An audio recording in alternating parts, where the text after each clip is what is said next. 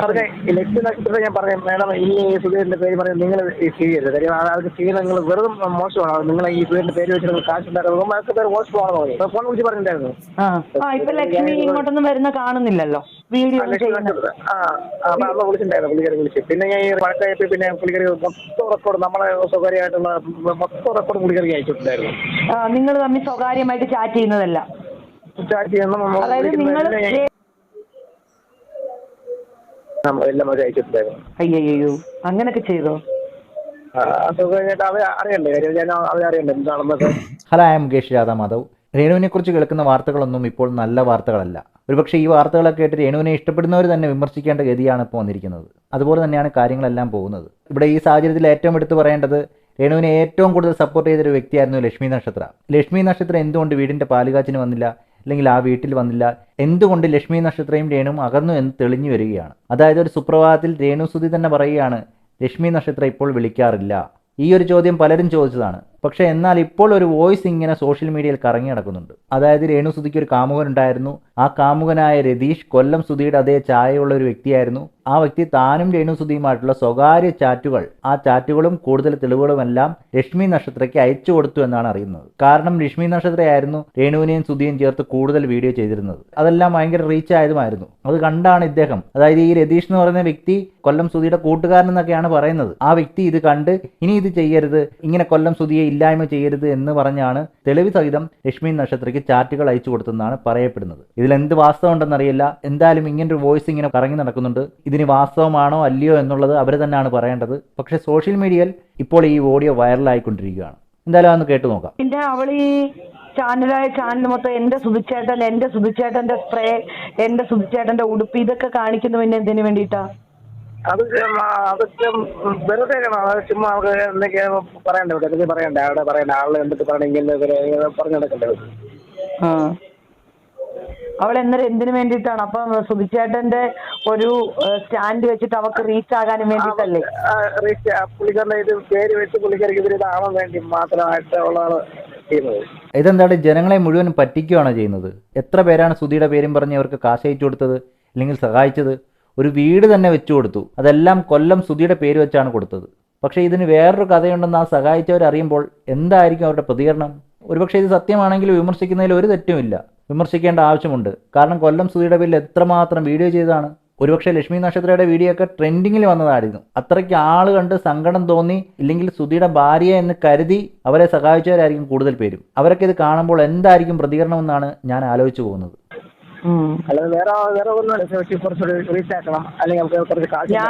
ഞാൻ ഈ രതീഷ് എന്ന് പറയുന്ന പുള്ളിയുടെ കാര്യം ഞാൻ ഓൾറെഡി അറിഞ്ഞതായിരുന്നു. സുധിച്ചേട്ടനെ പോലെയാണ് ചെയ്തിരിക്കുന്നത്. ലക്ഷ്മി നക്ഷത്രത്തെ ഞാൻ പറയാം മേഡം, ഇനി ഈ സുധീറിന്റെ പേര് പറയും നിങ്ങൾ ചെയ്യരുത്. കാര്യം അതൊക്കെ ചെയ്യുന്നത് നിങ്ങൾ വെറും മോശമാണ്. നിങ്ങൾ ഈ സുധീറിന്റെ പേര് വെച്ച് നിങ്ങൾ കാശ് ഉണ്ടാക്കുന്നത് അതൊക്കെ പേര് മോശമാണെന്ന് പറയും. ഞാൻ ഫോൺ വിളിച്ച് പറഞ്ഞിട്ടുണ്ടായിരുന്നു.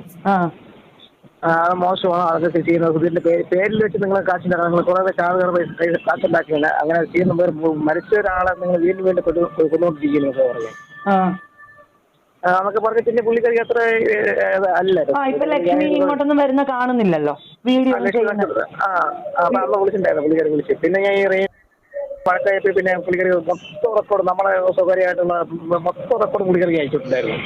നിങ്ങൾ തമ്മിൽ സ്വകാര്യമായിട്ട് ചാറ്റ് ചെയ്യുന്നതല്ല, ചാറ്റ് ചെയ്യുന്ന എല്ലാം അവർ അയച്ചിട്ടുണ്ടായിരുന്നു. അയ്യോ അങ്ങനൊക്കെ ചെയ്തോ? ഇവിടെ ഈ വ്യക്തി പറയുന്നതെന്ന് വെച്ചാൽ ലക്ഷ്മി നക്ഷത്രയ്ക്ക് ആദ്യം വിശ്വാസമായിരുന്നില്ല. അതായത് താൻ പറയുന്ന കാര്യങ്ങളൊന്നും വിശ്വാസമായിരുന്നില്ല, രേണുവിനെയായിരുന്നു വിശ്വാസം. അതുകൊണ്ട് വിശ്വസിപ്പിക്കാൻ വേണ്ടിയാണ് ഈ ചാറ്റുകൾ അയച്ചു കൊടുത്തതെന്ന്. അതിനുശേഷം അതിലും വിശ്വാസമാകാത്തതുകൊണ്ടായിരിക്കാം പല കാര്യങ്ങളും അയച്ചു കൊടുത്തത്. അതിൽ സ്വകാര്യ ചാറ്റുകൾ കാണും, പലതും കാണും.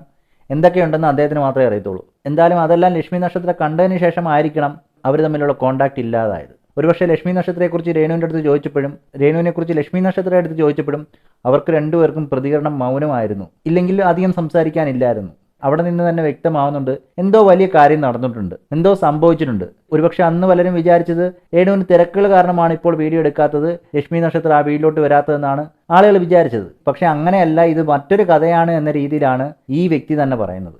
ഈ വോയിസിലും അങ്ങനെ തന്നെയാണ് നമുക്ക് മനസ്സിലാവുന്നത്. ഒരുപക്ഷെ ലക്ഷ്മി നക്ഷത്രം വിശ്വസിക്കുന്ന തരത്തിലുള്ള തെളിവുകളായിരിക്കാം അദ്ദേഹം കൊടുത്തത്. അങ്ങനെ തന്നെയാണ് ഈ വോയിസിൽ അദ്ദേഹം പറയുന്നത്. ഇതിലൊക്കെ ഇനി എത്രമാത്രം സത്യസന്ധതയുണ്ട് എന്ന് മാത്രം അറിഞ്ഞാൽ മതി. എന്തായാലും ബാക്കി കൂടെ കേട്ട് നോക്കാം. അന്ന് വൈകിട്ട് പറയാം, നീ ഇതെല്ലാം അയച്ചു കൊടുത്തായിരിക്കും ഒന്നുമില്ല കാര്യം, നീ റെക്കോർഡ് നീ കൊടുക്കേണ്ടതെല്ലാം കൊടുത്തു എന്നെ പറഞ്ഞത്. എത്ര കൊടുക്കുന്നു അത്രയും കൊടുത്തു എന്നൊക്കെ എന്നെ വിളിച്ചു പറയുന്നത്. ഓ, രതീഷ് ലക്ഷ്മി നക്ഷത്രയ്ക്ക് ഈ ചാറ്റിംഗ് എല്ലാം അയച്ചു കൊടുത്തു. അപ്പൊ അത് രതീഷിനെ വിളിച്ചു പറഞ്ഞു, നീ ആർക്ക് വേണമെങ്കിലും കൊടുത്തു, എനിക്കൊരു ചുക്കുമില്ലെന്ന്. ഒന്നുമില്ലെന്നാണ്. അവർക്കല്ലെങ്കിൽ എന്താ ഉള്ളത്? എന്നിട്ട് നിനക്കൊരു സ്വഭാവം, നീ ആര് വിളിക്കാൻ നീ റെക്കോർഡ് ചെയ്ത് വെക്കും, അത് അങ്ങനെ ഒരു സ്വഭാവം. അപ്പൊ ഞാൻ റെക്കോർഡ് ചെയ്യുന്നത് നിന്റെ ടോൺ മാറിയപ്പോൾ റെക്കോർഡിങ് ചെയ്യുന്നത്. അപ്പൊ ഈ രതീഷുമായിട്ടുള്ള ബന്ധം വഷളായതിനെ തുടർന്നാണ് അദ്ദേഹത്തിന് സംശയമുണ്ടായത്. ആ സംശയത്തിന്റെ പുറത്താണ് ഇദ്ദേഹം വോയിസ് റെക്കോർഡ് ചെയ്യാൻ ആരംഭിച്ചത്. ഒരുപക്ഷെ നാളെ തെളിവ് വേണമല്ലോ.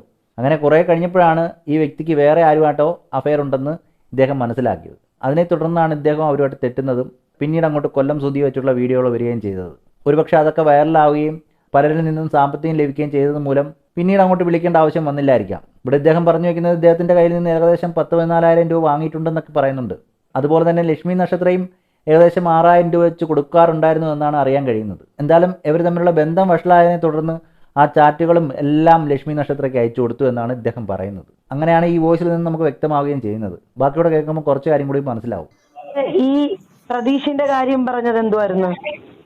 പ്രതീക്ഷ അങ്ങനത്തെ പുള്ളിക്കാരൻ ഇഷ്ടം ഉണ്ടായിരുന്നു. അപ്പൊ എനിക്ക് ആളറിയത്തില്ലല്ലേ, ആ ഫോട്ടോ അയച്ചിട്ട് പെട്ടെന്ന് അങ്ങോട്ട് കളഞ്ഞില്ലേ പുള്ളിക്കാരൻ.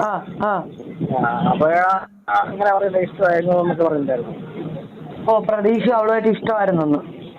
അതിപ്പോ നല്ല അത് ഏതാണ്ട് 1 വർഷം അടുപ്പിച്ച് പറഞ്ഞിട്ടുണ്ട്. പ്രതീക്ഷയും എവളുമായിട്ട് ഇഷ്ടമായിരുന്നു എന്ന് ഏകദേശം 1 വർഷമായി എന്നാണ് പറയുന്നത്. ഇപ്പോൾ നമ്മൾ ഉദ്ദേശിക്കുന്ന പ്രതീക്ഷ ആവാൻ ചാൻസ് ഇല്ലെന്നാണ് എനിക്ക് തോന്നുന്നത്. കാരണം 1 വർഷം മുമ്പ് നടന്ന കാര്യമാണ് പറയുന്നത്. ഇനി ഈ പ്രതീക്ഷ ആണോ ആ പ്രതീക്ഷ ആണോ ഏത് പ്രതീക്ഷ ആണെന്ന് അറിയത്തില്ല. ഏതോ ഒരു പ്രതീക്ഷ ആണ് ഇവർ തമ്മിലുള്ള ബന്ധം ഇല്ലാതാക്കിയതും ഈ ലക്ഷ്മി നക്ഷത്രയ്ക്ക് ഇതെല്ലാം അയച്ചു കൊടുക്കേണ്ട അവസ്ഥ വന്നത്. എന്തായാലും ഇനി പ്രതീക്ഷയും ഇനി ലൈവ് വരുമെന്ന് അറിയത്തില്ല. അതേ സ്ഥിതിയിലോട്ടാണ് കാര്യങ്ങൾ പൊയ്ക്കൊണ്ടിരിക്കുന്നത്. പിന്നെ നിങ്ങളോട് ഇവളെന്തുവായിരുന്നു ചോദിച്ചത്? കല്യാണം കഴിക്കാമെന്നോ? അല്ല, അങ്ങനെ ഒരു എന്തായിരുന്നു പുള്ളിക്കാരിക്ക്. ഞാൻ പറഞ്ഞ അങ്ങനെയല്ലേ, എനിക്ക് ഫാമിലി ഉള്ള വൈഫ് നാട്ടിലാണ്. അപ്പൊ വൈഫ് ഇന്നല്ലെങ്കിൽ നാളെ പുള്ളിക്കാരത്തി വരും. അപ്പൊ അവര് പ്രതീക്ഷ വരുമെന്ന പ്രതീക്ഷ ഉണ്ടാവുന്ന ചോദിച്ചു. ഞാൻ ഉണ്ടെന്ന് പറഞ്ഞു, പ്രതീക്ഷ ഉണ്ടെന്ന് പറഞ്ഞു. എന്തായാലും ഈ പറയുന്ന വ്യക്തിക്കും വേറെ ഭാര്യയൊക്കെ ഉണ്ടെന്നുള്ള രീതിയിലാണ് പറയുന്നത്. അവരെയൊക്കെ ഉപേക്ഷിച്ചിട്ട് വരണമെന്നായിരിക്കും പറഞ്ഞത്. ഒരുപക്ഷെ അതൊന്നും സമ്മതിക്കാത്തത് കൊണ്ടോ എന്തോ ഇവർ തമ്മിൽ വേർപിരിഞ്ഞു. ഒരുപക്ഷെ ജനങ്ങളുടെ മുമ്പിൽ എല്ലാം സുധിച്ചേട്ടൻ, ഞാൻ ജീവിക്കുന്നത് സുധിച്ചേട്ടന് വേണ്ടി, കരയുന്നത് സുധിച്ചേട്ടന് വേണ്ടി, എല്ലാം ചെയ്യുന്നത് സുധിച്ചേട്ടന് വേണ്ടി, ഇതാണ് ജനങ്ങൾ കാണുന്നത്. മറുവശം വേറൊന്നാണെന്നാണ് പലരും പറയുന്നത്. ഇതിപ്പോൾ ഇഷ്ടപ്പെടുന്നവർ കൂടി വിമർശിക്കേണ്ട അവസ്ഥയിലേക്ക് വന്നിരിക്കുകയാണെന്നാണ് എനിക്ക് തോന്നുന്നത്. ഈ വോയിസ് ഒക്കെ കേട്ട് കഴിഞ്ഞാൽ എത്രമാത്രം ജെന്യൂനിറ്റി ഉണ്ടെന്ന് അറിയത്തില്ല. ഒരുപക്ഷെ കുറച്ച് ദിവസം കഴിയുമ്പം ഇതിൻ്റെ ഒറിജിനൽ ആളുകൾ തന്നെ വരുമെന്നാണ് എനിക്ക് തോന്നുന്നത്.